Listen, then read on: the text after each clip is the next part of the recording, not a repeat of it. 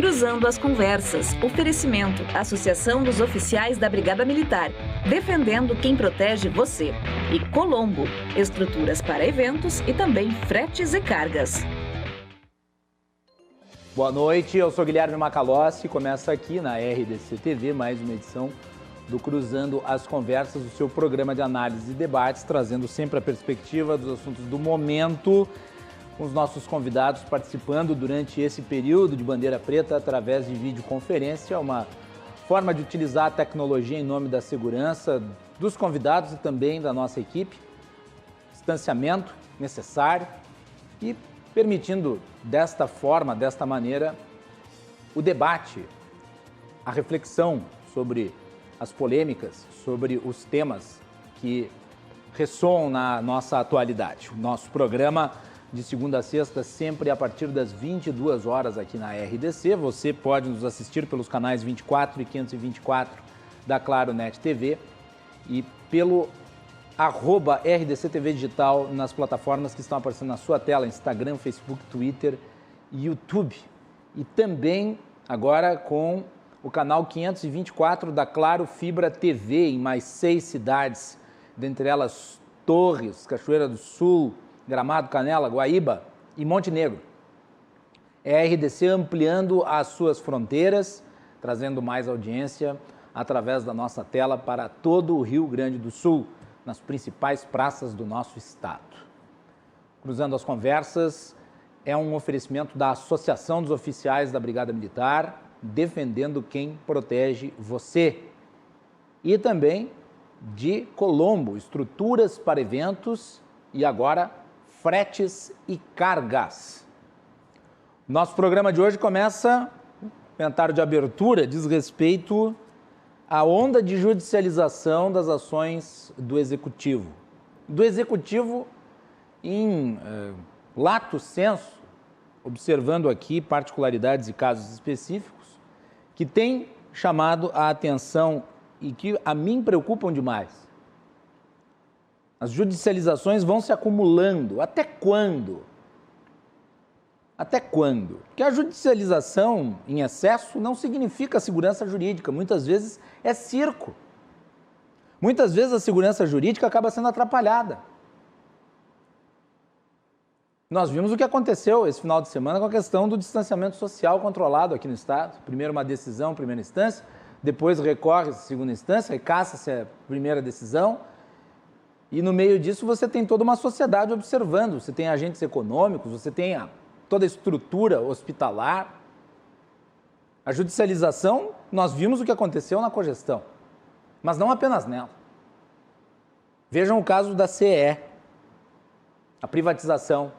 O Executivo enviou um projeto em 2019 para o Parlamento Estadual, foi aprovado por ampla maioria, tanto na votação em relação ao fim do plebiscito para a realização de privatização, quanto para a autorização da privatização, no caso CE, CRM, Sulgás. Agora caminhava-se para a execução do leilão da CE, que é um mastodonte, é uma estrutura antiquadíssima, maior devedor de ICMS do Rio Grande do Sul, e precisa ser vendido. Pois bem, aí o que acontece?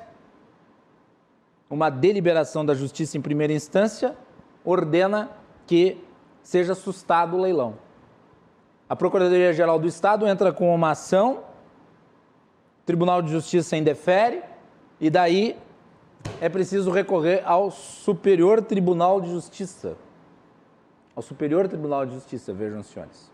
Para que então, através da decisão do Superior Tribunal de Justiça, se permita a realização do leilão. E aqui eu quero trazer o trecho do voto do ministro Humberto Martins, que eu acho que vai de encontro ao que eu estou dizendo. Né? No voto relativo à questão do leilão de privatização da CE, o ministro Humberto Martins se manifestou desta forma, abre aspas, se permitirmos que os atos administrativos do Poder Executivo não possuam mais a presunção da legitimidade ou da veracidade, tal conclusão jurídica configuraria uma forma de desordenar toda a lógica de funcionamento regular do Estado. Pois é disso que se trata. E agora tem-se autorização para que se faça o leilão da CE.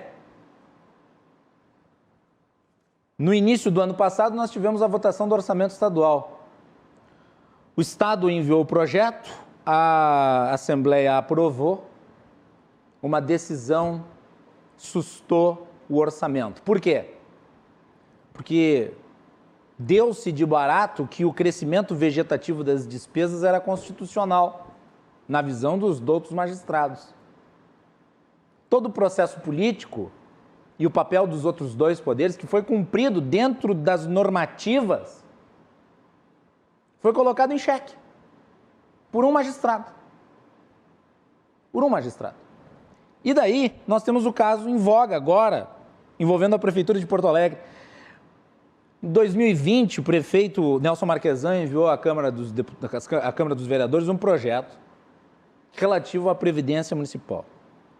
Esse projeto, que é o 002/2020, ele foi acolhido pelo governo Sebastião Melo, que enviou uma mensagem retificativa, ou seja, fazendo ajustes pontuais no projeto, certas mudanças para enquadrá-lo nas diretivas do novo governo.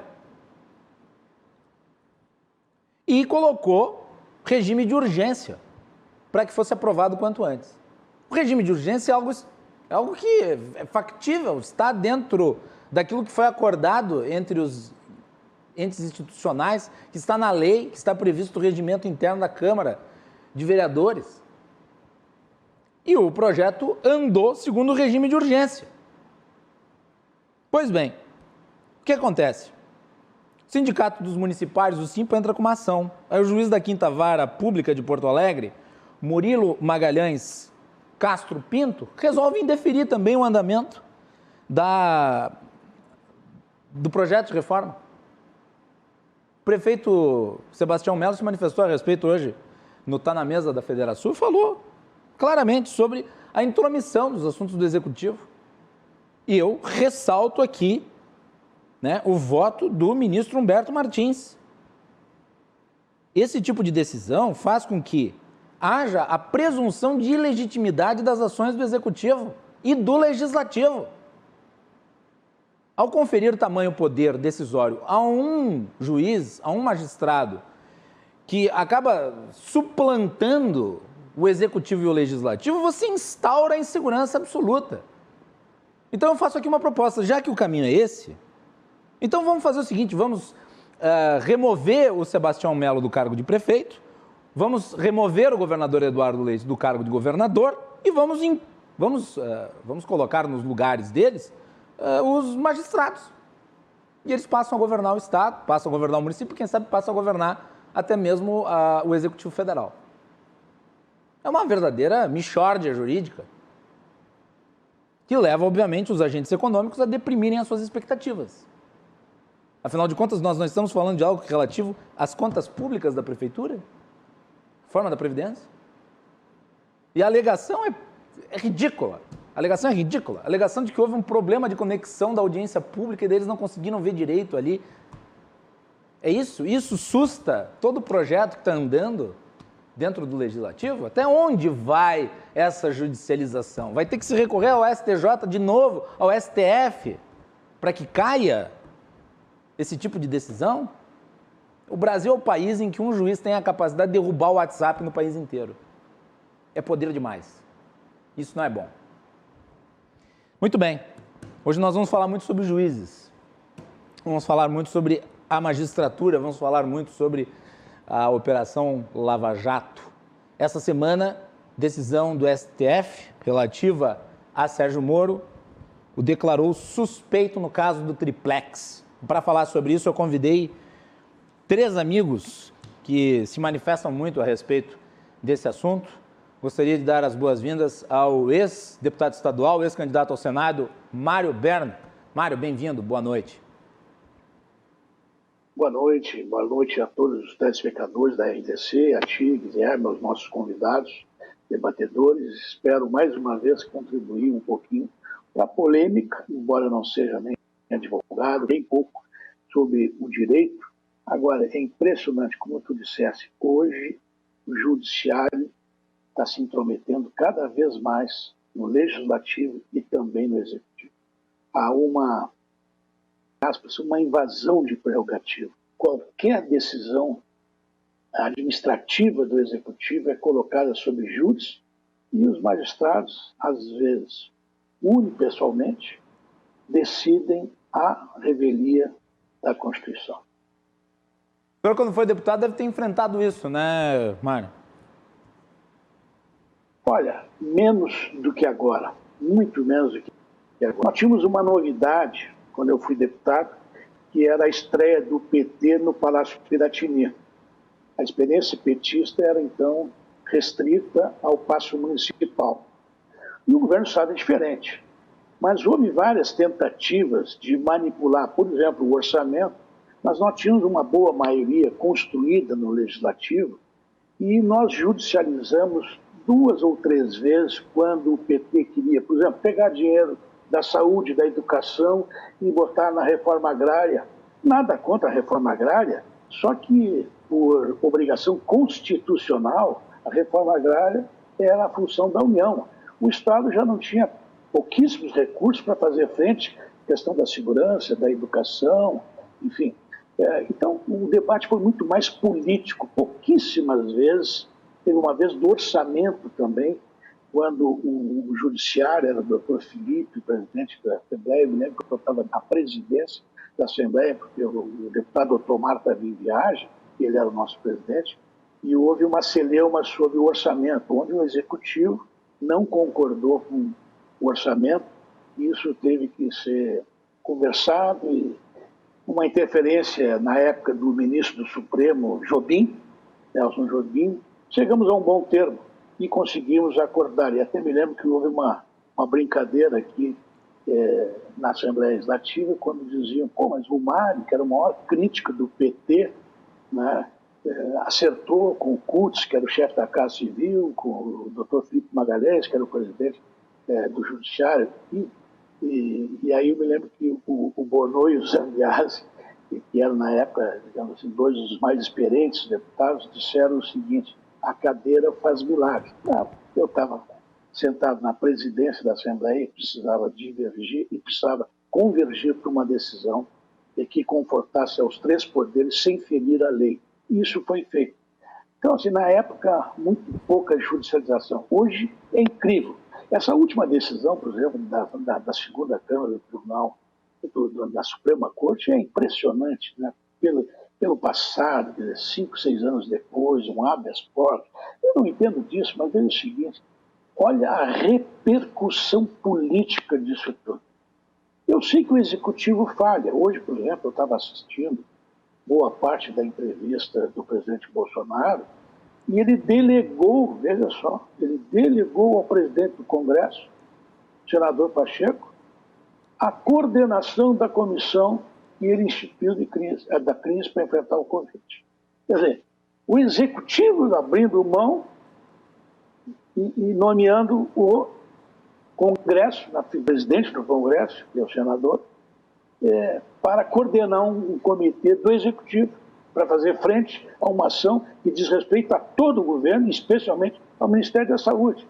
Quer dizer, uma inversão completa. Agora, isso eu atribuo à incompetência do governo, né? A gente assistindo a cada coisa, a posse do ministro, a fala do ministro, a entrevista, parece que é boa pessoa, muito mais educado que o general Pazuello, né? Um homem mais cordato, mais urbanizado e tal. Agora, não disse coisa com coisa, 1 milhão de vacinas, quando sabe que não tem isso. Há um desgoverno. Agora, tem outras questões também, né? O Congresso se omite. E aí as partes que são derrotadas, quando há um debate, recorrem ao Judiciário.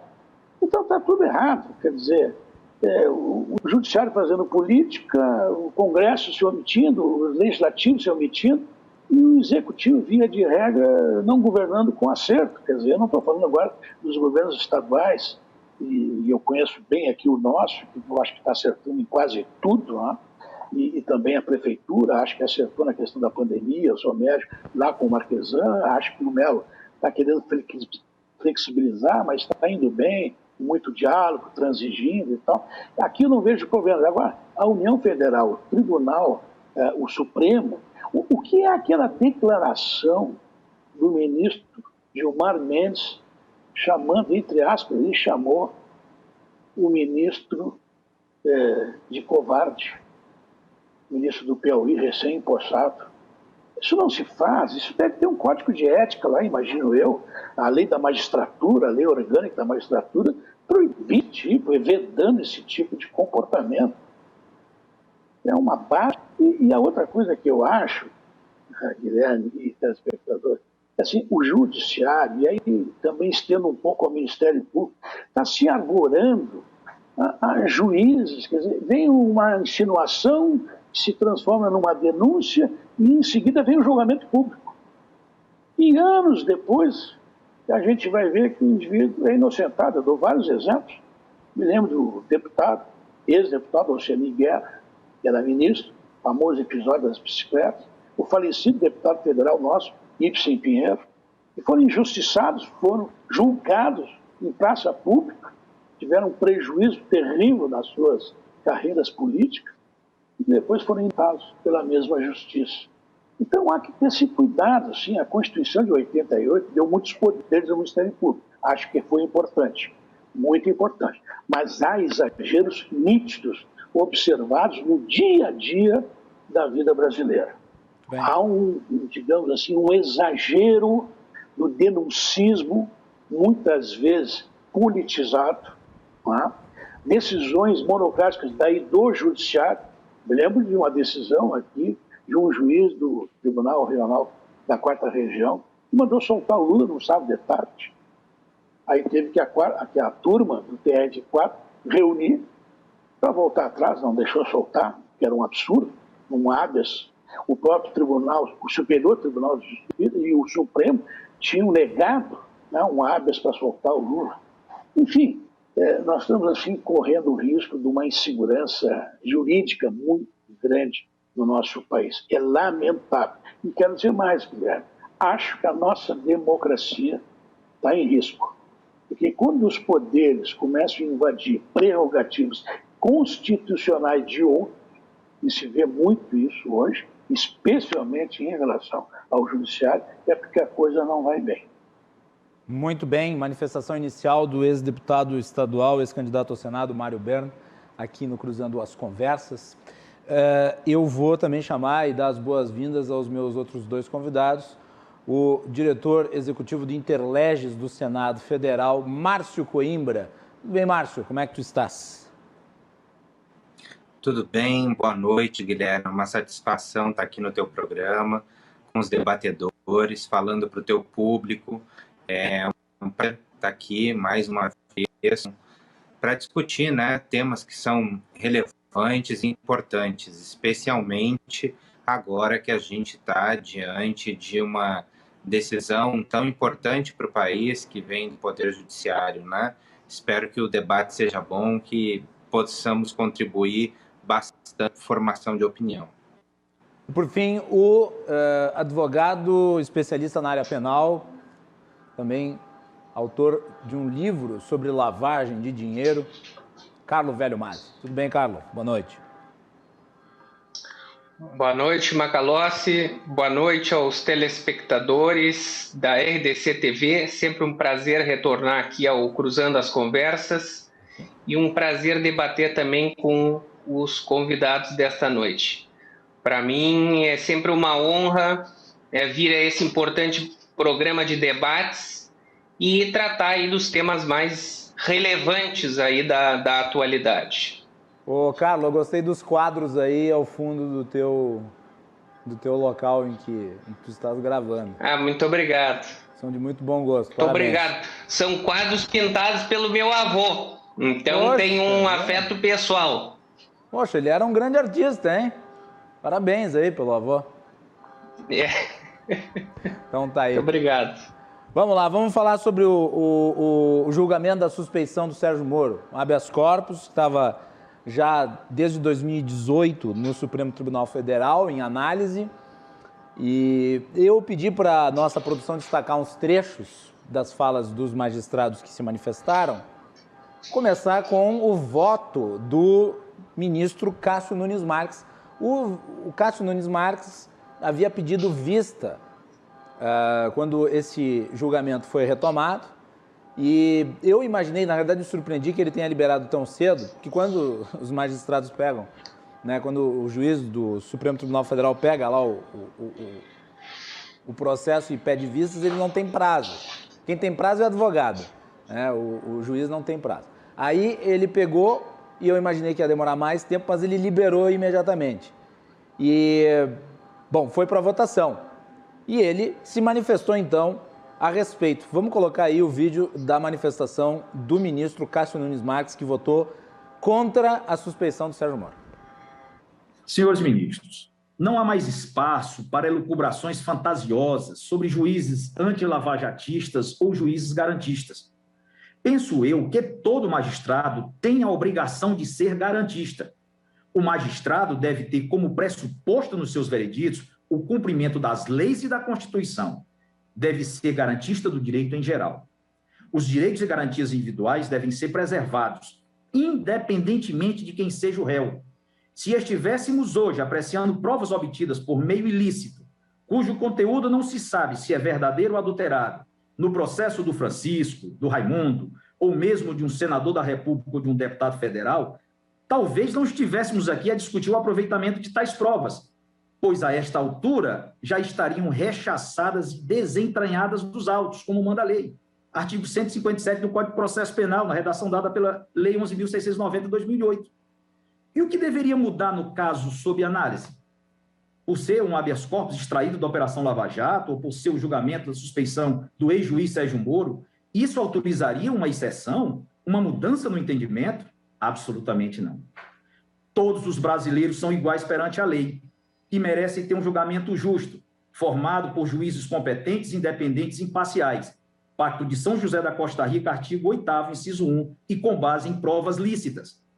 Tenho a sensação, talvez idêntica, a de milhões de brasileiros, que as novas provas trazidas aos autos muito provavelmente correspondem à verdade dos fatos que ocorreram à época. Mas estamos diante de diálogos obtidos por meio ilícito, através de interceptação clandestina, sem autorização judicial e sem nenhuma validade jurídica.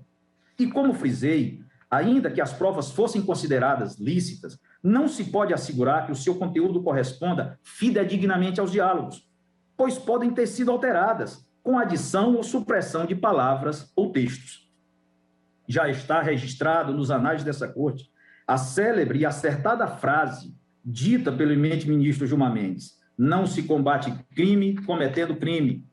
Não podemos errar, como se supõe que errou o ex-juiz Sérgio Moro, como se supõe que erraram alguns membros do Ministério Público Federal.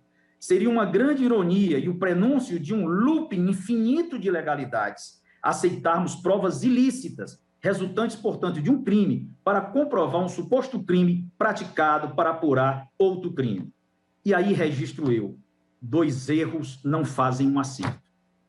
A Constituição garante a todos os brasileiros, e aí se inclui o ex-presidente da República, Luiz Inácio Lula da Silva, e também o ex-juiz Sérgio Moro, indistintamente, que são inadmissíveis no processo as provas obtidas por meios ilícitos.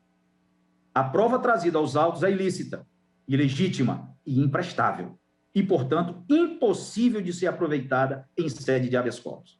Por todo o exposto, pedindo a mais respeitosa vênia à divergência, e que eu confesso que tenho muita dificuldade de divergir, exatamente por pensar de forma muito similar, denego a ordem de habeas corpus por entender pela inviabilidade de se comprovar nesta ação constitucional de rito sumaríssimo a suspeição alegada do então julgador de primeiro grau, sem a necessidade de dilação probatória, para demonstração indene de dúvidas dos diversos fatos alegados pelo impetrante, que não se afiguram, portanto, líquidos e certos. É como voto, presidente. Voto do ministro Cássio Nunes Marques. E, posteriormente ao voto dele, o Gilmar Mendes se manifestou. Eu vou introduzir os vídeos todos, depois vamos comentar tudo de uma vez só. O ministro Gilmar Mendes se manifestou na sequência. O Gilmar Mendes já tinha votado. Eu selecionei e pedi para selecionar em 2 trechos. O primeiro, ele faz um ataque direto ao Sérgio Moro, pergunta se alguém compraria um carro do Sérgio Moro. Vai lá, Ana, bota para nós aí. A desmoralização da justiça já ocorreu. O Tribunal de Curitiba é conhecido mundialmente hoje como um tribunal de exceção. Enche-nos de vergonha. Ainda há pouco, antes de vir para cá, Bernie Sanders estava dizendo sobre isso. Não precisa de rescisória. A desmoralização já ocorreu. Porque ninguém é capaz de dizer: alguns dos senhores aqui comprariam um carro do Moro. Alguns dos senhores hoje seriam capazes de comprar um carro do Dallagnol. São pessoas de confiança, são pessoas que nós temos como probas. Alguém o contrataria como advogado nessas circunstâncias, tendo agido dessa forma?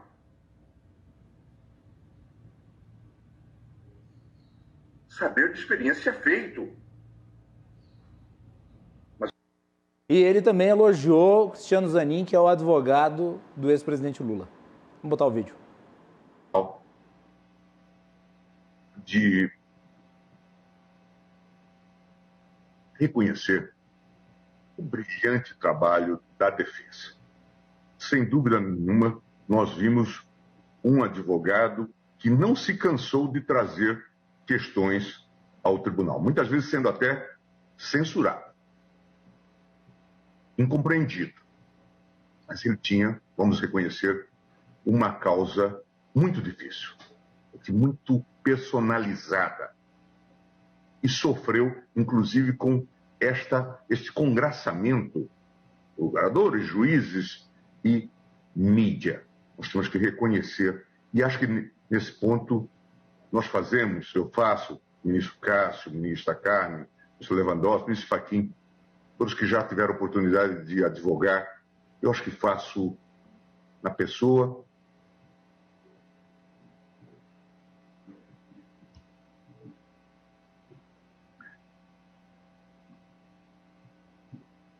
do Dr. Zanin uma justa homenagem à advocacia brasileira. Aí chegou a se emocionar falando do Zanin. E depois nós tivemos o voto da ministra Carmen Lúcia, que havia votado já na primeira discussão do habeas corpus e tinha votado contra o habeas corpus, mas os magistrados do Supremo Tribunal Federal podem mudar os seus votos, e ela mudou o seu voto. Vamos botar o vídeo. Estou julgando o caso de um paciente que foi julgado no fluxo destes procedimentos e que demonstra que, em relação a ele, houve comportamentos inadequados e que suscitam, portanto, a parcialidade que todo mundo tem o direito de não ter que conviver. Com isso, mudou-se o placar de 3-2 contra a suspeição para 3-2 pela suspeição. E com a suspeição, não apenas os atos do ex-juiz Sérgio Moro acabam sendo anulados, mas também todo o conjunto probatório colhido durante o processo do triplex, que não poderá ser utilizado na primeira instância quando o processo for remetido a Brasília. Lembrando que o debate relativo à suspeição, ele é uma coisa e o debate relativo à incompetência é outro.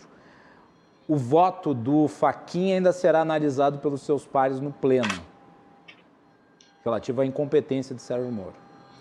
Vamos à análise dos nossos convidados a respeito do julgamento em si. Eu vou começar pelo Carlos Velho Mazzi. Carlos, qual que é a análise geral que tu faz aí em relação a essa situação toda? Pô, Macalossi, eu vejo o seguinte, eu acho que esse julgamento do STF, ele coloca uma questão muito importante de ser debatida no processo penal brasileiro. Porque em nenhum país civilizado do mundo em que impere o Estado de Direito, ou seja, aquele Estado em que leis previamente estabelecidas, aprovadas pelo parlamento vão orientar a conduta dos agentes públicos e a conduta também dos particulares. Em nenhum outro estado é possível que uma pessoa acusada de um determinado delito não seja julgada por um juiz imparcial e que não tenha o direito de recorrer a um tribunal imparcial. Isso é um direito, é um princípio civilizatório básico. Quanto a isso, eu acho que não há grandes discussões, porque esse princípio na história da humanidade, houve períodos em que o cidadão não era julgado por um imparcial, ele era julgado pelo próprio soberano. O próprio soberano era o juiz das causas, das acusações, e decidia conforme o seu livre-arbítrio. E ao longo da história o povo rebelou-se contra esta soberania em que o Estado era o soberano, o Estado era o próprio juiz e decidia sem leis previamente estabelecidas. E esse é propriamente o nascimento do direito constitucional. É o nascimento das constituições e dos direitos que o povo entendeu necessário para que tivesse uma mínima segurança jurídica e pudesse exercer as suas liberdades dentro da sociedade. Então, o direito de ser julgado por um juiz imparcial é algo que vem numa construção histórica da humanidade que jamais poderá ser questionado, porque o judiciário, como um poder do Estado que tem a função de prestar a jurisdição, ou seja, aplicar o direito, dizer o direito no caso concreto, o pressuposto disso é de que este terceiro que irá dizer o direito, que não se confunde com o interesse das partes, seja uma pessoa imparcial. Após o fim da Segunda Guerra Mundial, a Organização das Nações Unidas confecciona a Declaração Universal dos Direitos Humanos, que lá no seu artigo 10º já dizia que toda pessoa tem direito em plena igualdade a que a sua causa seja equitativa e publicamente julgada por um tribunal independente e imparcial. Então, isso está esculpido na principal Carta de Direitos Fundamentais da história da humanidade posterior à Segunda Guerra, que foi o pior período de exceção que nós vivemos nos últimos séculos. Em 1966, criou-se também no âmbito da Organização das Nações Unidas o Pacto Internacional sobre Direitos Civis e Políticos, que lá no seu artigo 14 diz que todas as pessoas são iguais perante os tribunais e as cortes de justiça, e toda pessoa terá o direito de ser ouvida publicamente e com as devidas garantias por um tribunal competente, independente e imparcial. E eu trago esse dado do Pacto Internacional de Direitos Civis e Políticos porque este é um pacto que é aceito por praticamente todos os países do mundo. Os únicos países que não ratificaram e não assinaram essa carta, que é aceita pelo Brasil há muito tempo, foram a Arábia Saudita, Emirados Árabes, Omã, Mianmar e Malásia. E os que assinaram e não ratificaram, China e Cuba. Então, quer dizer, países que não são reconhecidos pela democracia, né? E o país que assinou e que manifestou desejo de sair, Coreia do Norte. Então, o Brasil tem um compromisso internacional até de fazer com que as suas instituições sejam respeitadas. Não existe jurisdição sem um juiz imparcial. Esse era o ponto principal que se discutia nesse habeas corpus, que, por sinal, é o instrumento principal da garantia da liberdade do ser humano, que nunca poderia ser restringido, porque a liberdade do homem é o principal bem a ser buscado dentro de um Estado de Direito.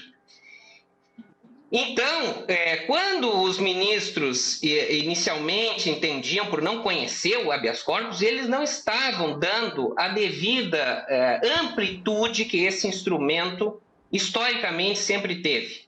E o que acabou vencido na segunda turma do STF, que entendeu que o habeas corpus poderia ter esse amplo conhecimento de, inclusive, analisar a parcialidade ou não do juiz, porque isso tem uma repercussão direta, e no caso concreto teve uma repercussão direta, sobre a própria liberdade do paciente, daquele que pleiteia junto ao judiciário o reconhecimento dos seus direitos.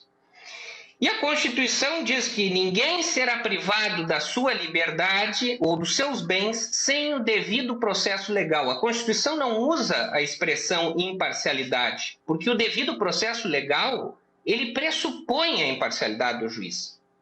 Então, assim, esse é um tema muito importante, que no processo penal é o princípio reitor, que deve pautar todo e qualquer desenvolvimento de processo penal no Brasil e em qualquer sistema acusatório, do qual o Brasil, com a lei anticrime aprovada e defendida pelo próprio ex-juiz Sérgio Moro, introduz algo que já vinha da Constituição, mas que agora foi colocado na legislação de forma expressa, que é o sistema acusatório. O que é isso, sistema acusatório? Sistema acusatório é um sistema onde onde as funções das partes não se confundem. Esse é o principal ponto. O juiz tem que ser imparcial, ou seja, essa imparcialidade é algo previamente estabelecido pela lei. Não podemos confundir imparcialidade com neutralidade. Porque o juiz, que a decisão do STF foi justa? Bagagem. O Sérgio Moro, na sua avaliação, é parcial? Foi parcial? Eu acredito que a decisão do STF, pelos votos dos ministros e o resultado que houve, se baseou em fatos concretos para determinar a parcialidade do juiz. Então, estes dados que foram apresentados conduzem à interpretação da parcialidade e o que, de fato, anula todas as decisões por eles tomadas, porque, como eu disse, é direito do cidadão ser julgado por um juiz imparcial. Mário Berno. Depois dessa aula que o doutor Carlos nos dá aí sobre direito penal, e inclusive se referindo a dados históricos, eu vou querer falar diretamente para o telespectador num português bem claro e objetivo. Acho que quem foi imparcial ontem foi o Gilmar Mendes. Agora tu mostrasse isso, Guilherme. Na RDC, o Gilmar elogiou o advogado de defesa, o Zanin, e criticou o Ministério Público e o juiz. Pode um ministro do Supremo, da Suprema Corte, se referir assim? Penso que não, mas eu sou leigo.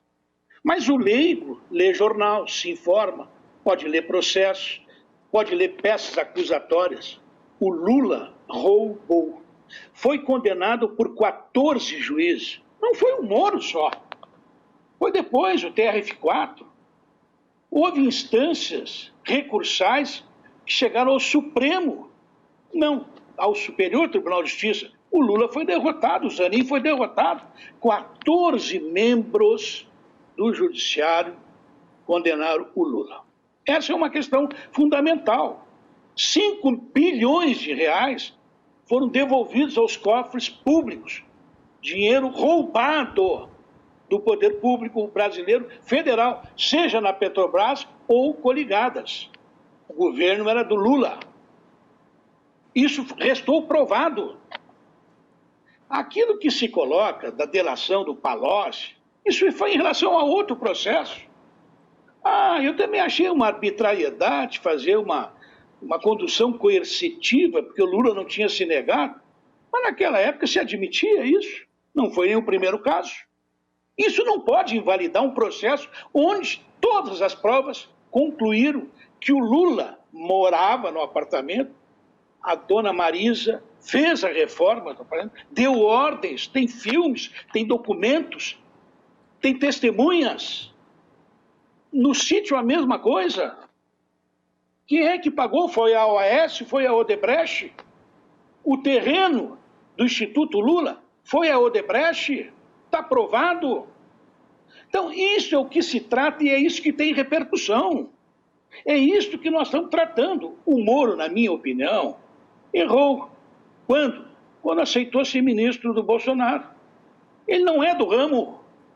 O Moro foi um grande juiz, corajoso, olha, para botar os maiores empresários brasileiros. Um ex-presidente da República que tinha um ibope extraordinário, talvez só o Fernando Henrique na época do Plano Real, na sua primeira eleição. O Lula estava acima de tudo. Foi preso, baseado num julgamento onde todos os instrumentos de defesa foram assegurados. Testemunhais, oitivas, recursos, infringência, enfim, todos esses recursos que os advogados têm aí. Então, eu acho que o Moro, ele errou quando foi ministro do Bolsonaro. Primeiro, porque ele não é do ramo. Segundo, porque ele não conhecia o Bolsonaro. Ele influenciou na eleição. Olha, quem influenciou a eleição foi o roubo do Lula. Foi o roubo do PT. O Bolsonaro ganhou a eleição não é porque ele era o melhor, porque a maioria do povo brasileiro não aguentava mais a má gestão e a corrupção petista. Essa é a questão fundamental, que nós temos que olhar. Agora, as formas... Por que não disseram, então, lá atrás, há 4 anos atrás, quando houve o primeiro pedido do advogado de defesa, que o foro não era Curitiba, tinha que ser em Brasília, São Paulo, sei lá onde for. Por que esperaram 5 anos? E por que o Gilmar trouxe rápido? E por que o Cássio, esse ministro indicado pelo Bolsonaro, que tinha uma visão, tinha que estudar, era novo, todo mundo entendia, e rapidamente pressionado, seja lá por quem quer, seja, trouxe rapidamente o seu voto? Um voto que foi debochado pelo Gilmar Mendes, um boquirroto que não tem o comportamento adequado, deve ter isso no regimento interno do Conselho Nacional de Justiça, dos magistrados, enfim, não é o jeito que eles... Veja bem, o linguajar jurídico, ele já é chigranas. Termos que a população comum não entende. Porque é a elite da corte, essa coisa, o conhecimento, a cultura, né? Notório conhecimento. Aí o que ele fez ontem? Ele chamou o rapaz de covarde, o outro ministro, Cássio. Quando tem rinha de magistrado, o público aprende novos vocábulos. É muito disso. Eu acho que hoje o povo está confuso. Tanto é que, embora alguns advogados respeitáveis defendam a decisão da segunda Câmara de ontem, a maioria do povo está contra. E tem até gente do Lula, que vai votar no Lula, mas que achou inadequado. O Moro não errou ao ponto de inocentar um bandido. Vão parar com isso. Essa é uma questão fundamental. Agora, eu concordo que houve erros humanos interceptados já pelaquele site, né? As conversas entre o Deltan e o Moro, talvez inadequados, mas eu pergunto, eu conheço alguns advogados, qual é o advogado que não conversa com o juiz? A maior parte dos juízes não leem os processos, o advogado tem que ir lá dizer, olha aqui nessa linha, aqui, isso aqui é importante. A maior parte não tem tempo, e não faz isso até por desídia, não tem tempo. Os processos são volumosos, duram anos, são milhares de páginas. Então, qual é o advogado e qual é o promotor que não fala? Todos conversam. Eu me lembro de um depoimento da ex-juíza Denise Frossard, que foi deputada federal no Rio de Janeiro, mas foi juíza, botou na cadeia a maioria dos traficantes na década de 70, no Rio de Janeiro, na década de 80 no Rio de Janeiro. Pois ela disse numa entrevista que eu assisti ao vivo e a cores, ninguém me contou, ela disse, não, eu ouvi as partes e até ela brincou, chegava o Ministério Público e dizia, qual é o bandido do dia? E chegava o advogado, qual é o inocente do dia? E as partes. e nunca deixou de ser uma excelente juíza e imparcial. Ora, querer dizer que o Moro, por ter conversado com o Deltan, foi imparcial, é um abuso. É um abuso e que justifica aquilo que a população está dizendo. No Brasil, a impunidade continua. Não importa lá o erro processual aqui e acolá, neste fato.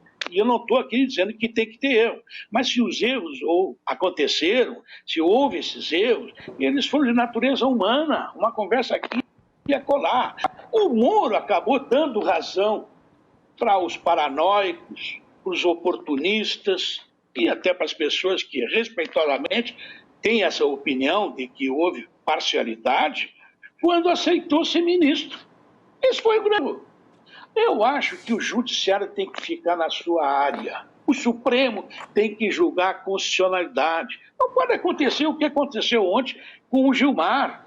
Elogiar o Zanin e criticar o ministro, o promotor Deltan, e criticar o juiz, o ex-juiz.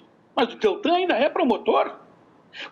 A verdade é que o petismo e o bolsonarismo, apoiado por alguns magistrados, destruíram a Lava Jato, que foi o maior instrumento já acontecido, já havido na história brasileira de combate à corrupção. Colocou poderosos da política, presidente da Câmara, presidente da República. As maiores fortunas do Brasil foram para a cadeia. Quase 200 processos que chegaram à cadeia, processos com culpa, com crimes provados, foram para a cadeia. E agora está aberto o precedente. Se o Lula vai começar tudo de novo, todos os outros condenados em Curitiba, na primeira instância, e depois confirmados na segunda, pelo TRF4, etc., etc., vão ter o mesmo direito. Então, a impunidade vai graçar. Se houve erro processual, por que não foi corrigido lá atrás? Por que deixaram todo esse tempo?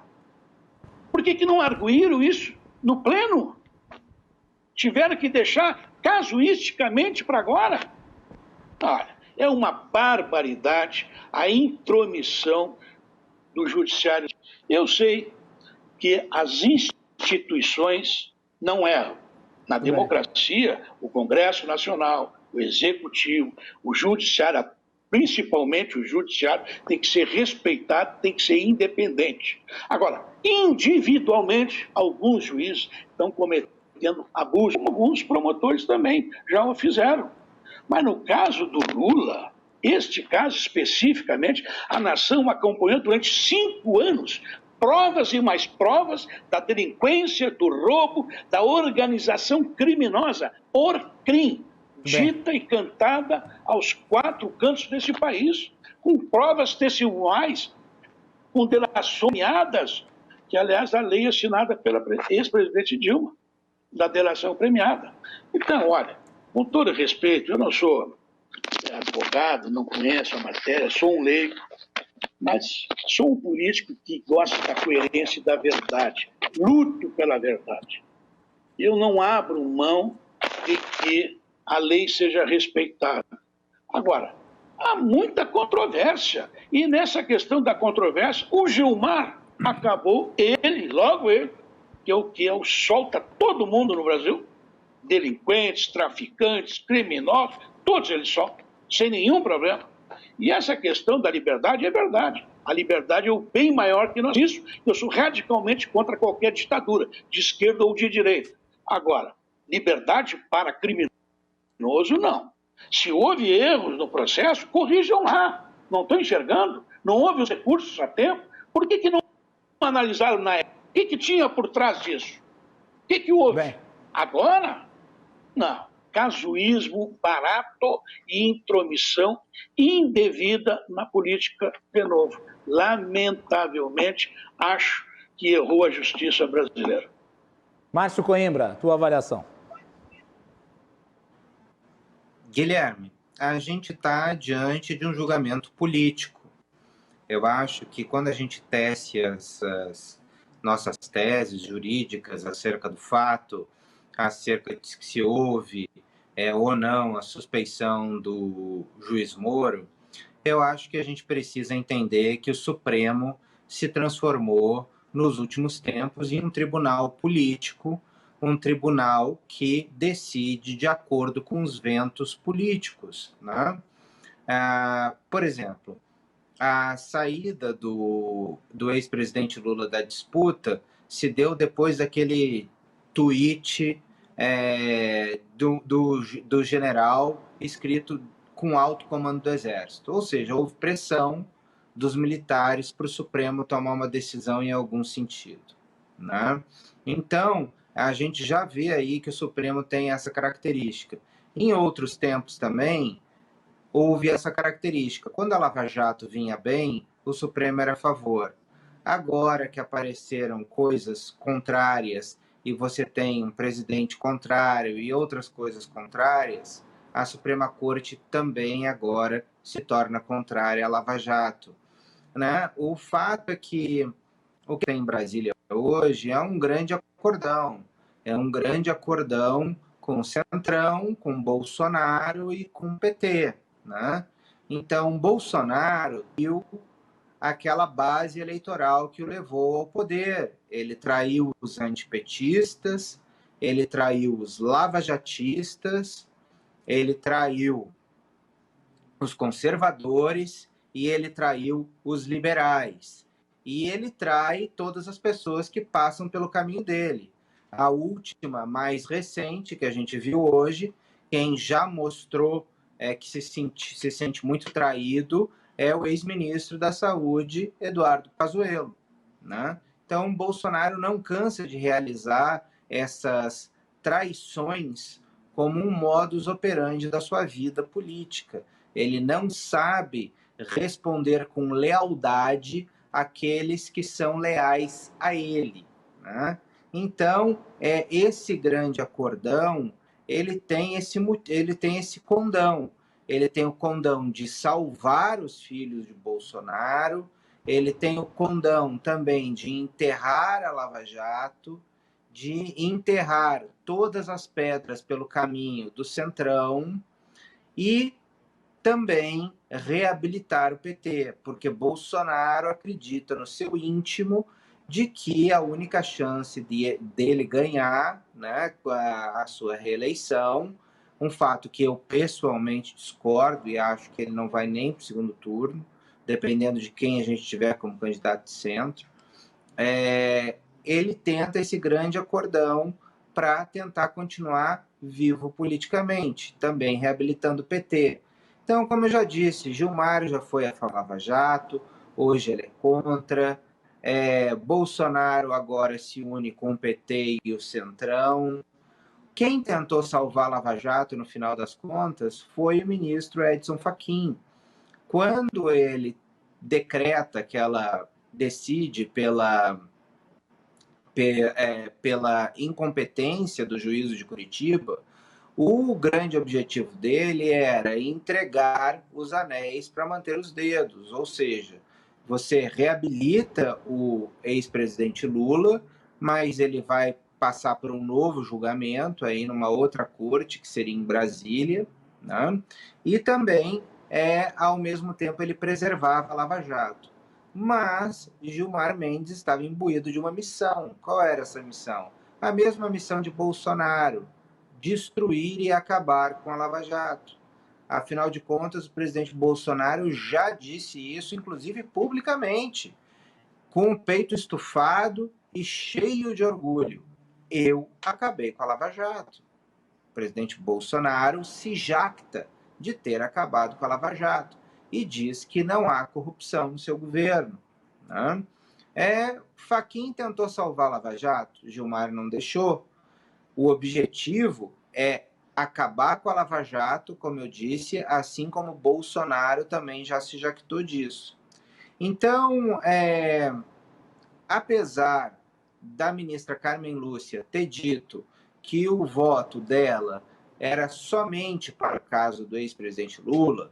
Tu acha que ela tentou blindar a Operação Lava Jato? Porque o Fachin, quando ele decidiu pela incompetência, a primeira interpretação que eu vi do voto dele foi de que com a incompetência declarando prejudicados todas as ações decorrentes do processo original, esses pedidos aí, eles não teriam sustentação mais, dentre os quais o de suspeição. E agora, no voto, a Carmen Lúcia, ela deixa muito claro, no voto dela, que estaria discriminado ali apenas o Lula como alvo da forma como o Sérgio Moro estaria agindo de forma inadequada. Mas eu acho muito difícil de prosperar essa tese, Márcio.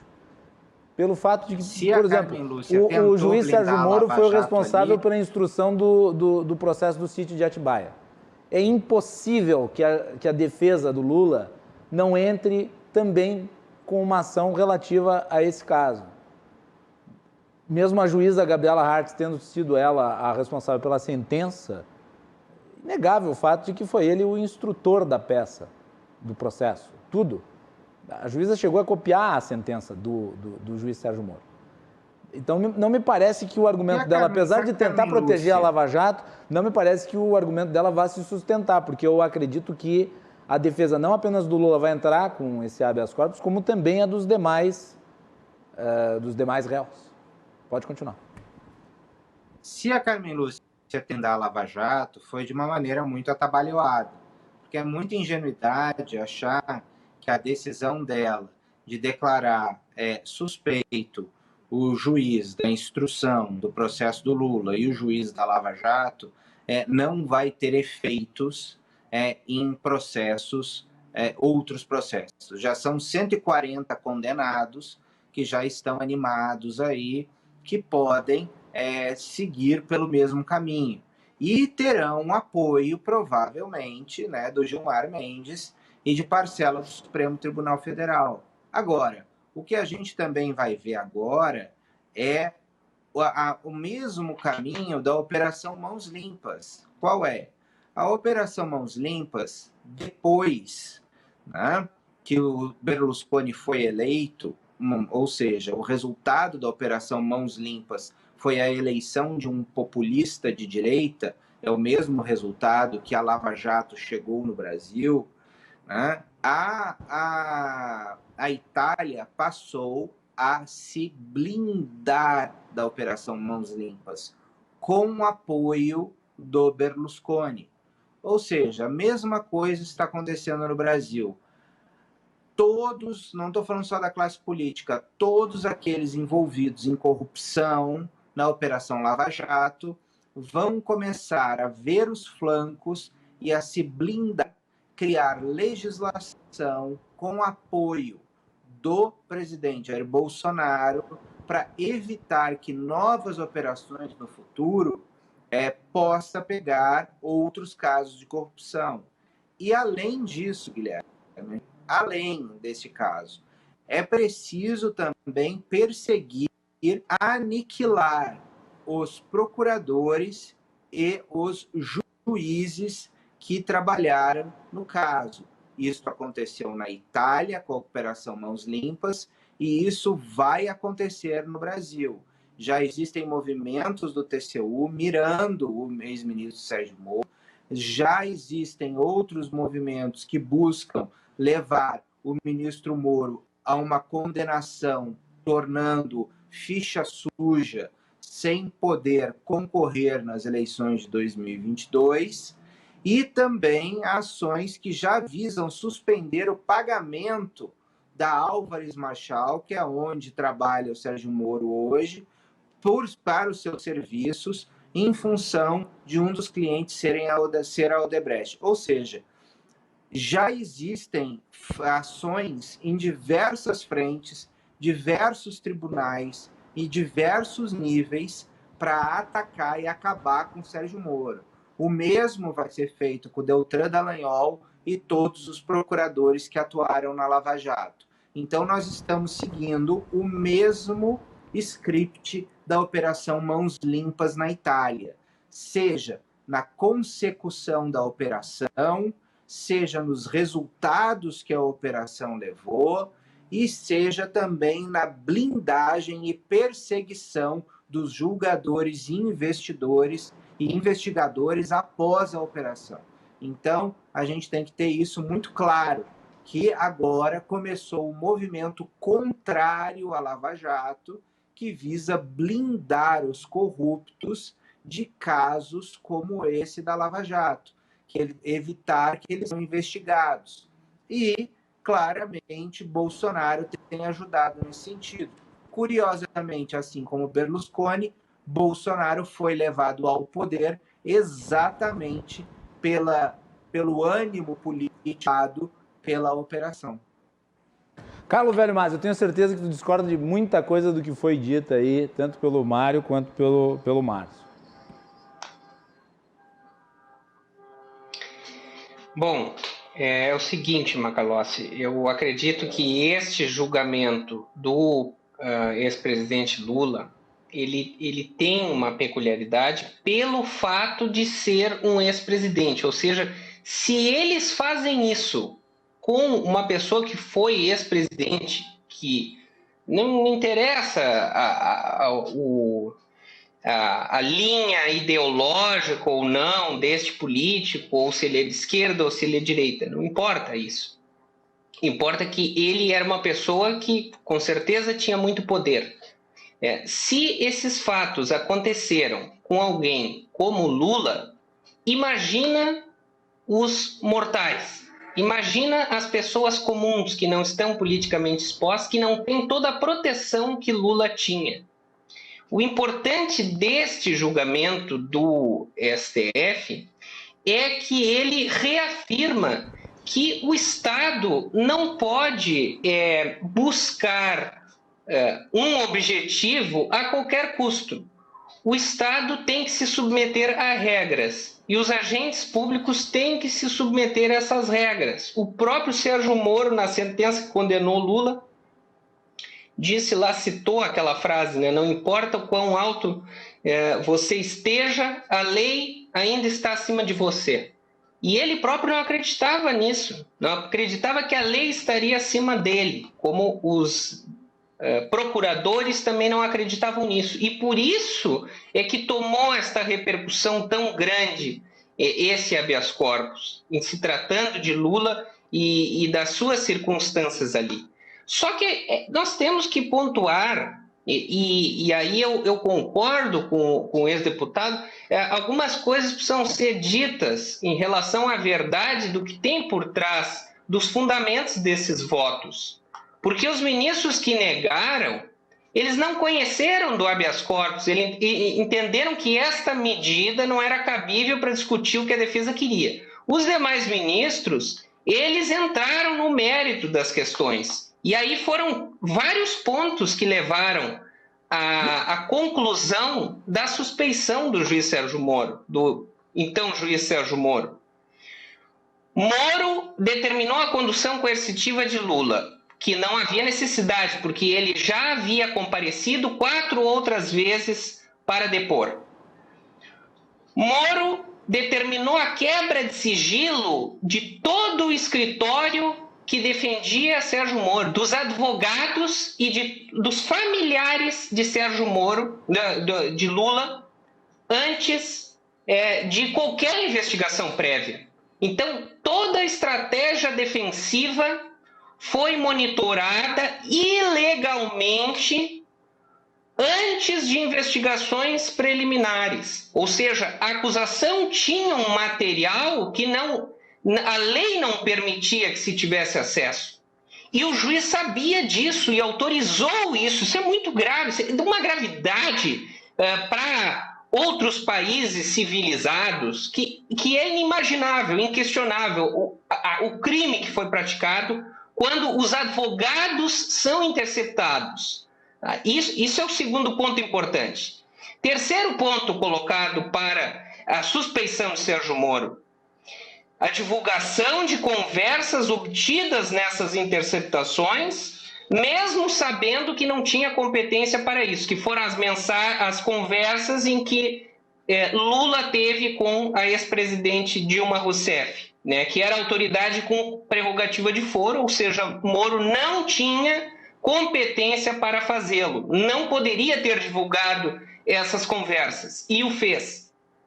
o fez porque Lula havia sido nomeado ministro da Casa Civil e ele tinha um interesse pessoal de prejudicar esta nomeação. Não me interessa se a nomeação ia ser boa ou ruim, ou se estava correto ou não. Interessa aqui para nós é avaliar a posição do juiz que iria julgar este cidadão.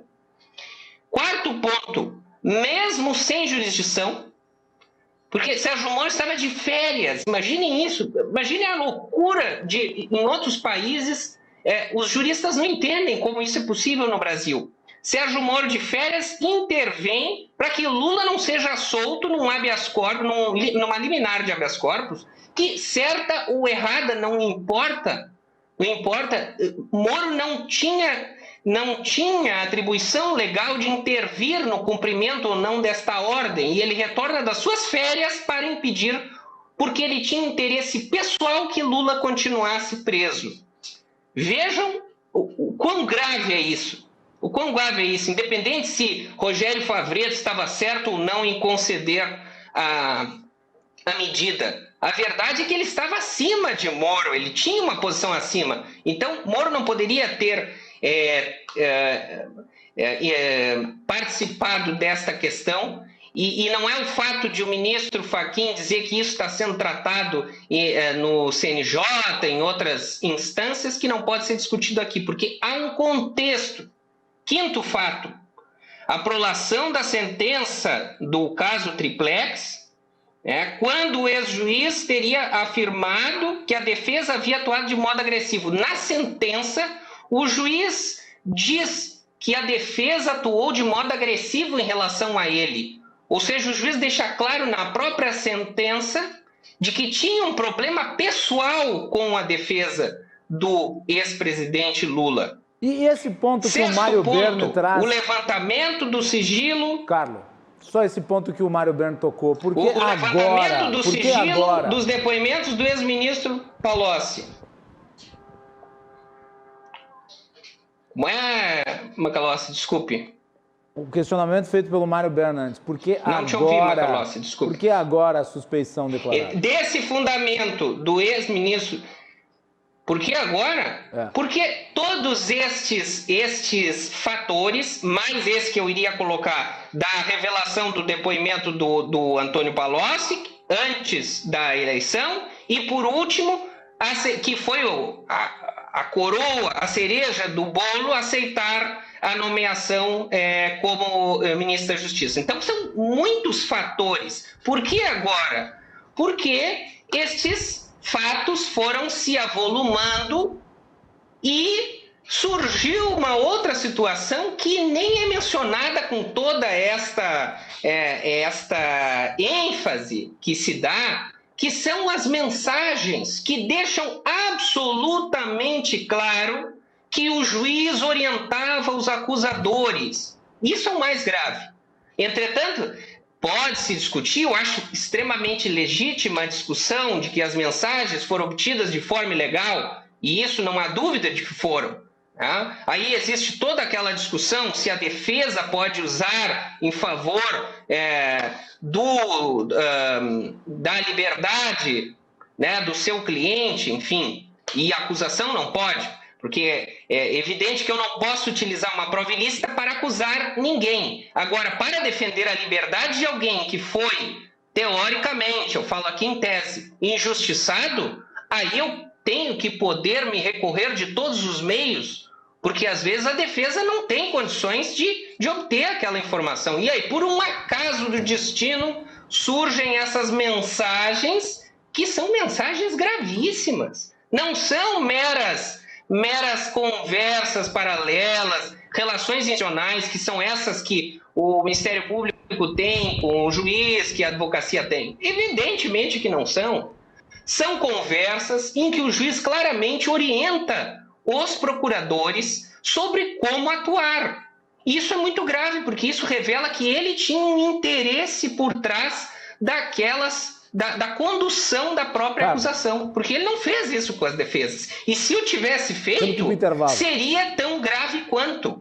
Então, a faca corta para os dois lados. A faca tem que cortar para os dois lados. Isso é Estado democrático de direito. E é isso que está em jogo aqui. Não é Lula, não é esquerda ou direita, não é o PT. Isso não foi um julgamento político, isso foi um julgamento sobre as regras do jogo, que se não valem para alguém que foi ex-presidente, para quem elas vão valer? Esta que é a questão que nós temos que nos perguntar, e como cidadãos brasileiros, como eu sempre disse desde o início, a Lava Jato tinha que dar o exemplo.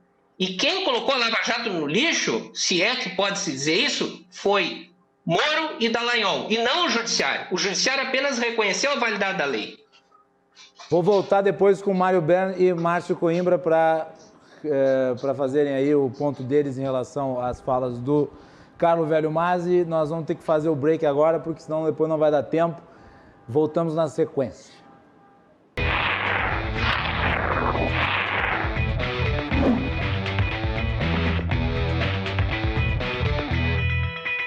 Conversas de hoje debate a suspeição do ex-juiz, ex-ministro da Justiça Sérgio Moro pelo STF.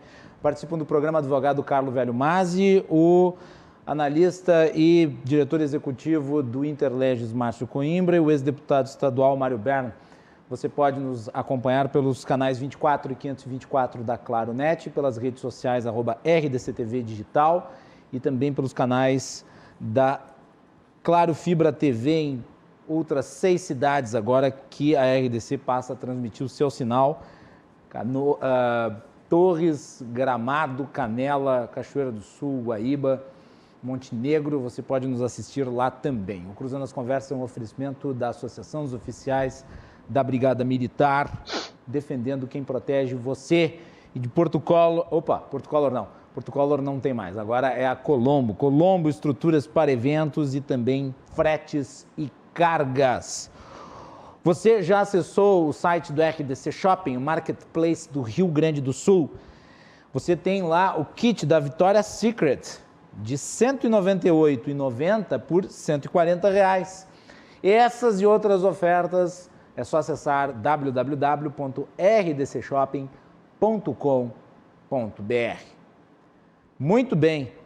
O bloco anterior terminou de uma forma bem quente com o Carlo Velho Masi, dizendo que quem jogou a Lava Jato no lixo foi o Sérgio Moro e os procuradores. Márcio Coimbra, foi mesmo? Ele discorda, acho que não foi o Judiciário, foi o próprio Lava Jato que se jogou no lixo. Vai lá. Não acredito que tenha sido os procuradores, nem o ministro Sérgio Moro. É claro que eles não são seres dotados de infalibilidade, né? Todas as pessoas são falíveis, em qualquer investigação ela é falível, ela tem os seus defeitos, mas eu não acredito que a gente possa usar uma ilegalidade, né, para dizer que houve ilegalidade. Eu não acredito que a gente, diante do fato dessas mensagens, dessa chamada vaza-jato, que isso possa, de qualquer forma, macular a Lava Jato. Até porque foram mensagens que não são passíveis de perícia, porque elas foram coletadas de forma ilícita. E é impossível você periciar esse material para saber se ele é verdadeiro. Os hackers podem ter adulterado algumas mensagens, isso quando foi para o Intercept, também pode ter passado por algum tipo de edição, ninguém sabe, né? Então, na verdade, eu não tenho como anular, na minha opinião, uma investigação que trouxe tantos benefícios para o país, que destrinchou sistemas de corrupção, como nós víamos no nosso país há décadas, em mais tempo, ou seja, um sistema de corrupção que agora todos sabem como funciona, né? E que não se aposentou simplesmente porque se descobriu ali a Lava Jato. A gente estava investigando ali somente a Petrobras, né? Fora a Petrobras, você tem um mundo de outras empresas estatais onde devem existir diversos outros esquemas, né? E eu posso ter o grupo de procuradores mais cuidadoso do mundo que sempre, à luz de um advogado de defesa, vai conseguir enxergar alguma ilegalidade. Vejam bem, as pessoas no Supremo Tribunal Federal, os advogados, eles não estão questionando o mérito. A discussão toda é acerca das preliminares, da forma. Ou seja, é ponto pacífico de que houve corrupção, e muita corrupção, né? E de que foram descobertos os corruptos. Agora, a forma que foram julgados, baseados numa prova ilícita que pode ter sido adulterada, macula, então, toda a operação. Olha, isso não faz sentido para mim. E eu acredito que não faça sentido para a maioria do povo brasileiro, né? Porque você não pode simplesmente jogar no lixo anos de investigação, anos de buscas e apreensões, anos de estudos acerca de corrupção, simplesmente por uma tese jurídica que visa usar mensagens que foram roubadas por um hacker, que nós não sabemos se foram adulteradas ou não, usar como base de prova para invalidar todo um trabalho de pessoas com fé pública, que estão ali trabalhando há muitos anos. Eu vi um argumento muito interessante de que nós tivemos o ex-presidente Lula julgado, neste caso, por 3 juízes que ele indicou e que não se declararam impedidos, né? E por dois ou 3 nesse caso. E o juiz Sérgio Moro, na verdade, é aquele que é o suspeito. Quer dizer, Carmen Lúcia, indicada por Lula, não é suspeita. Ela, por ter sido indicada, ela não tem suspeição nenhuma. Ah, não, ela é proba. Pode ser. Mas se o juiz Moro é suspeito, ela deveria dar-se como suspeita também, né? Assim como Ricardo Lewandowski também deveria dar-se como suspeito, assim como Toffoli em processos do presidente Lula também deveria dar-se por suspeito. Então, quer dizer, se a gente vai usar a regra para anular a Lava Jato, vamos usar a regra para todo mundo, né? Então, se essa tese para a gente garantir, né, as prerrogativas de acusados, né, a gente precisa usar para todo mundo. A lei só serve, então, se ela for aplicada para todo mundo.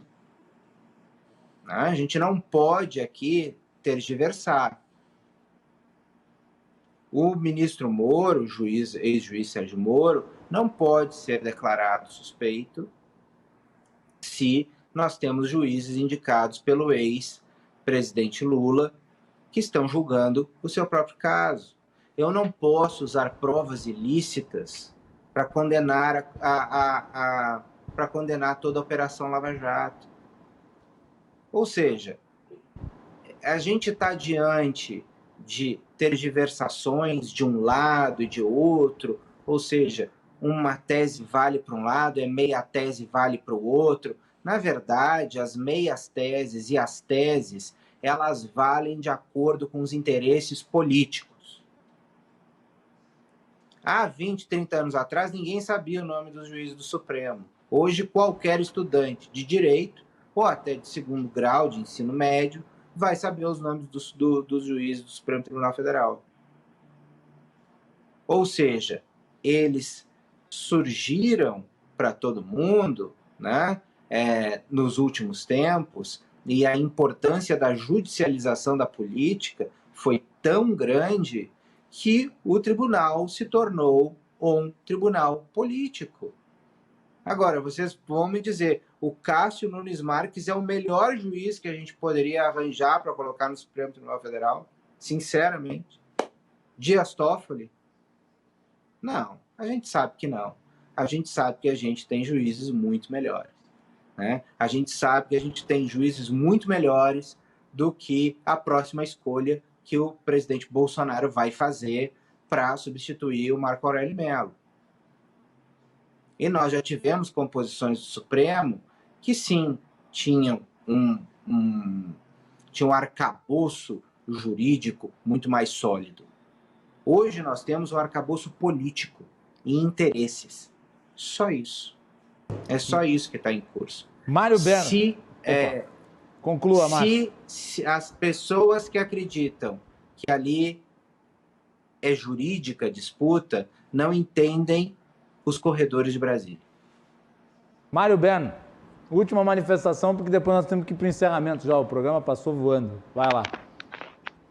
Ok, Guilherme. Então, em primeiro lugar, eu queria cumprimentar o Márcio Coimbra, especialmente pela primeira intervenção dele, que me pareceu muito lúcida, muito coerente, muito correta. E quero dizer ao doutor Carlos que ele foi correto como advogado, pensando aqui e acolá algumas, digamos assim, que ele chamou de irregularidades processuais. Eu quero chamar a atenção a ele que não foi o Moro que desautorizou a soltura do Lula deliberada pelo Favreto, foi o Palce, foi o TRF4. Segundo, ele fala que essas medidas, as alegações do Gilmar, do Garopub, do Intercept, são ilegais, criminosas. Um juiz isento e imparcial, e aliás um advogado também, um advogado imparcial, sério e correto, não pode se ater a provas ilegalmente constituídas. Isso é da honestidade, isso é da transparência. Agora, tá certo quando diz o meu amigo Coimbra, olha, o que serve para cá tem que servir para lá. O que nós estamos vendo assim em primeiro lugar, assim, o Bolsonaro e o Lula são assim, colocar, eu vou falar, tenho responsabilidade, vou falar, são duas desgraças brasileiras. Um mau gestor e corrupto e outro mau gestor absolutamente desumano. Olha, um horror a administração nesses 2 anos do Bolsonaro. E nós estamos nessa encruzilhada. Agora, o Lula roubou, deixou roubar, deixou o PT roubar. Tinha um projeto de poder, o Zé Disseu. Os 4 players do PT foram processados e presos em algum momento.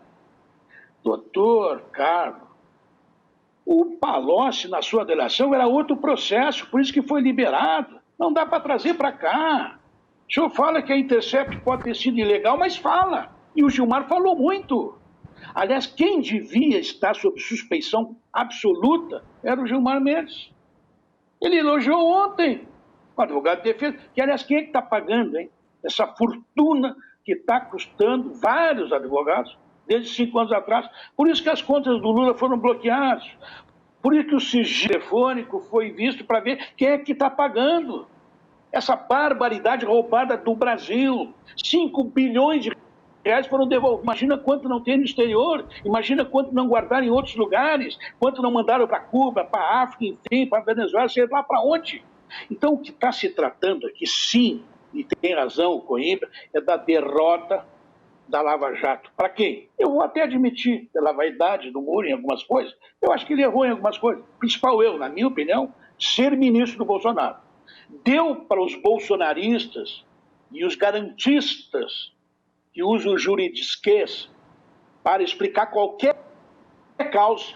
Bandido, vão buscar dentro da lei penal, da lei processual, para que o seu cliente seja inocentado.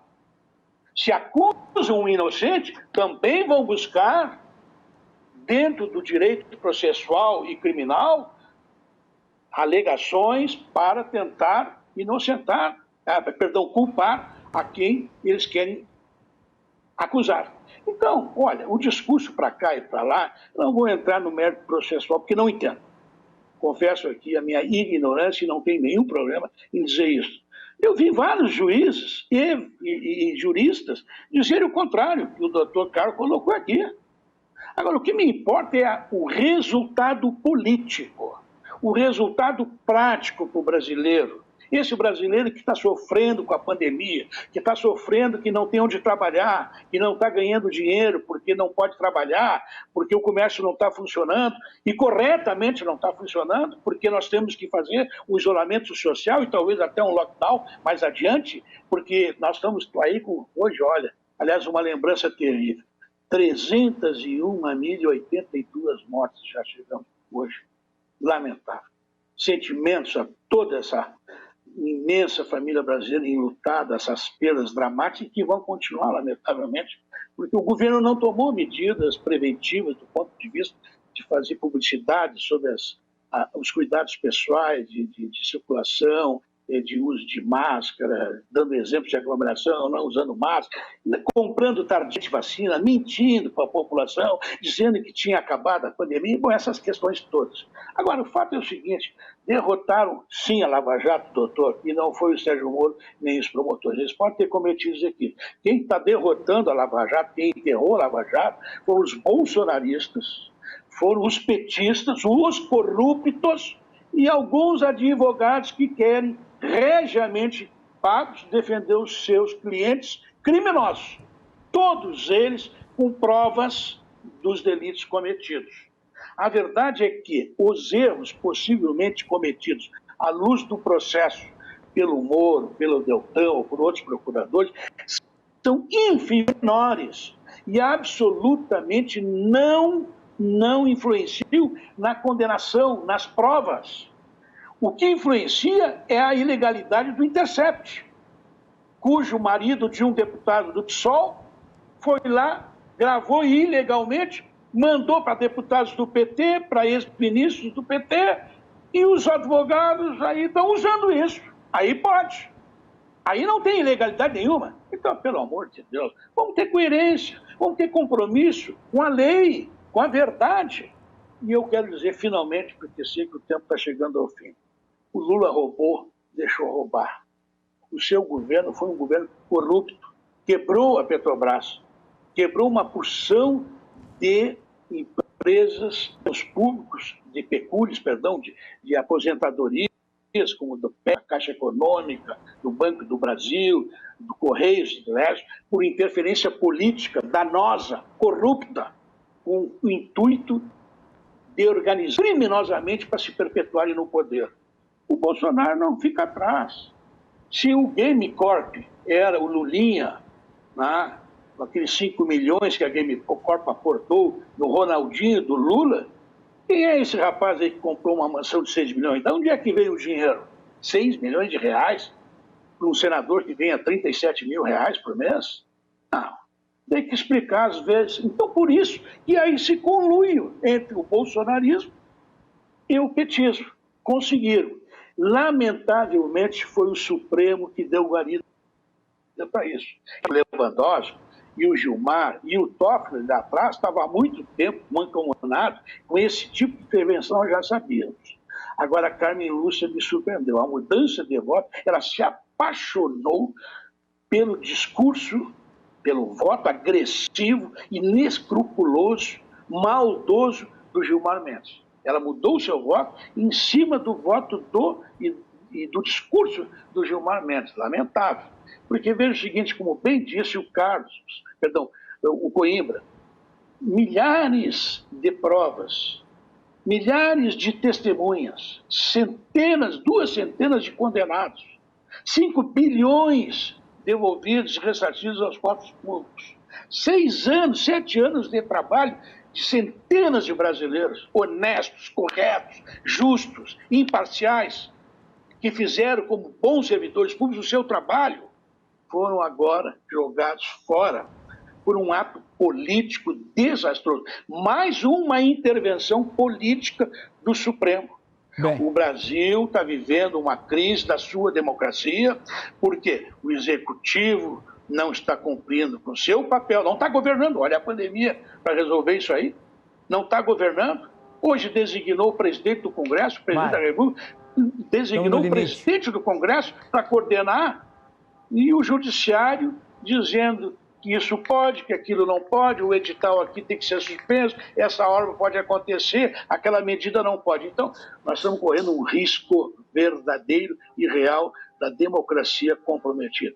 É isso, me perdoem as divergências, especialmente o doutor Carlos Márcio, mas ele é muito bom advogado, muito bom advogado.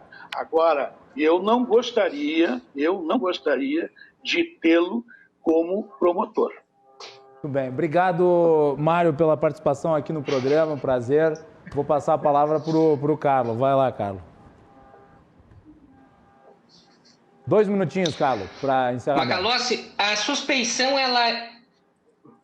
Certo. Eu entendo que a suspeição de Moro não foi baseada na prova ilícita, ela foi baseada em elementos concretos que foram apresentados nos votos. Esses elementos que vieram a partir das interceptações, das conversas, só confirmaram que já se suspeitava, que havia um conluio entre juiz e procuradores, mas a suspeição foi baseada em fatos inequívocos. E vejam bem, a defesa de Lula foi interceptada, então se sabiam as técnicas defensivas antes mesmo da defesa poder expô-las em juízo. Lula deveria ter sido julgado por um juiz competente e imparcial, e nós perdemos esta oportunidade que a Lava Jato tinha de fazer valer as regras do jogo. O resultado prático que eu vejo disso tudo, como mencionou o nobre deputado, é que você, cidadão que está assistindo, se for acusado hoje no Brasil, talvez não seja julgado por um juiz imparcial. Vejam a gravidade disso. Felizmente, o Supremo Tribunal Federal agora teve um precedente de que a lei deve valer para todos. E, por fim, eu quero dizer que a defesa de Lula foi elogiada por não ter desistido de lutar pelos direitos do cidadão, que são direitos que têm que valer para todos, não é só para Lula. Não se trata do Lula aqui, não se trata do PT, se trata do cidadão que tem que ter o direito a um julgamento imparcial por uma corte independente e competente para julgar o seu caso. É isso, Macalossi. Muito obrigado novamente pelo convite e pela oportunidade de debater. Isso seria, pergunta, agora eu vou aproveitar e vou dar uma provocada. Seria um bom promotor, Mário? Pois não. Tu seria um bom promotor? Eu acho que eu seria um promotor extremamente rígido com a lei, porque o promotor tem que seguir a lei. O promotor deve se reger pelo cumprimento da lei. A pessoa que praticou um crime, ela tem que ser punida, ela deve ser punida, mas dentro das regras do jogo. E outra coisa, promotor é promotor acusa, não julga. Defensor é defensor, o defensor só defende, ele não tem outra preocupação. E o juiz não pode se preocupar nem em acusar, nem com defender. Márcio Coimbra, obrigado. 2 minutos aí para a tua fala final. Obrigado, Guilherme. Gostaria que todo brasileiro tivesse esse arcabouço de advogados e dinheiro e influência política que o presidente Lula tem para conseguir reverter decisões judiciais que já estavam pacificadas em tantas instâncias. Gostaria que o pequeno brasileiro que está nas suas pequenas cidades, que está sem trabalhar, que está sendo vítima de um governo criminoso, né? Eu gostaria que esses brasileiros, se tivessem que enfrentar a lei, tivessem todo o direito e todo o acesso que tem o ex-presidente Lula. Eu queria que todo brasileiro tivesse nomeado uma penca de juízes do Supremo Tribunal Federal que cabe na sua mão. Eu gostaria que todo brasileiro tivesse o direito de ser escutado por um ministro do Supremo. Eu gostaria que todo brasileiro tivesse o direito de ocupar a televisão e fazer a sua defesa na frente de toda a nação, munido de toda a retórica e experiência de uma vida política.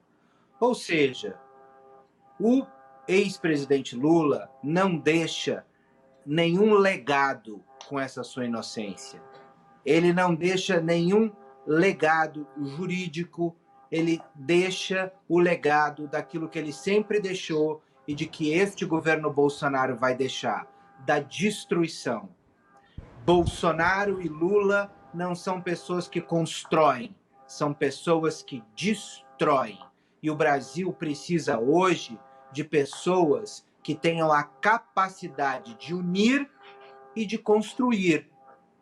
Ou seja, a lei tem que valer para todos.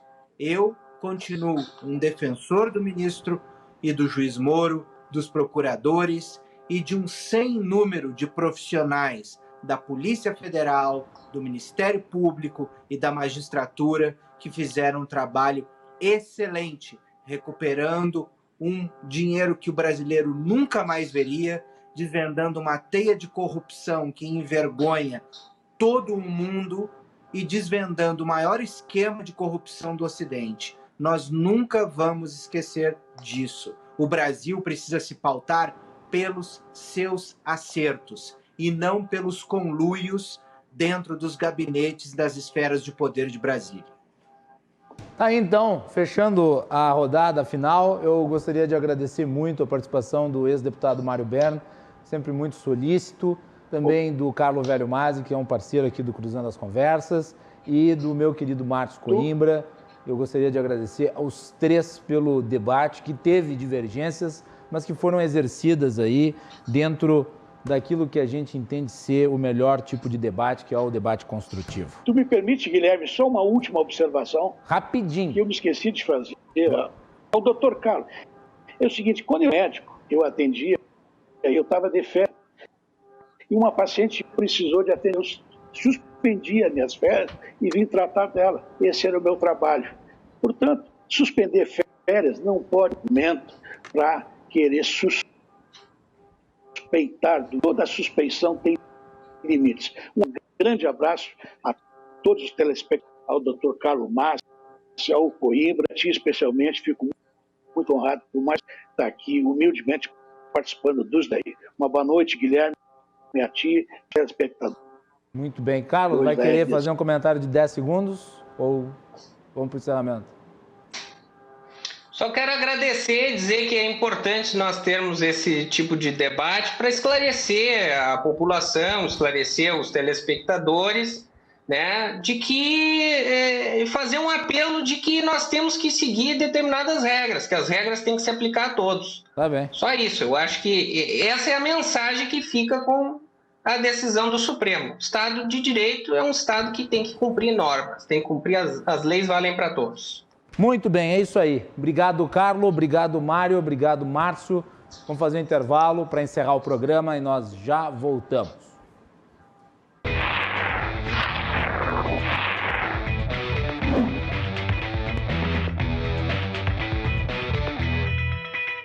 E é isso aí.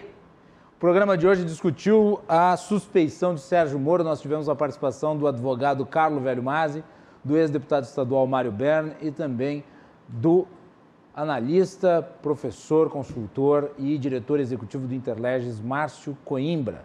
O nosso programa é um oferecimento da Associação dos Oficiais da Brigada Militar, defendendo quem protege você. E de Colombo, estruturas para eventos e também fretes e cargas. Amanhã, o Cruzando as Conversas analisa a questão do emprego e do fechamento de empresas e o apoio dado através de programas como o Pronamp. Nós vamos ter a participação do Márcio Aguilar, que é o presidente do Sinfac RS, e também da vereadora Mari Pimentel, do Novo, aqui de Porto Alegre. Fiquem ligados às 22 horas na RDC TV. Uma boa noite e cuidem-se.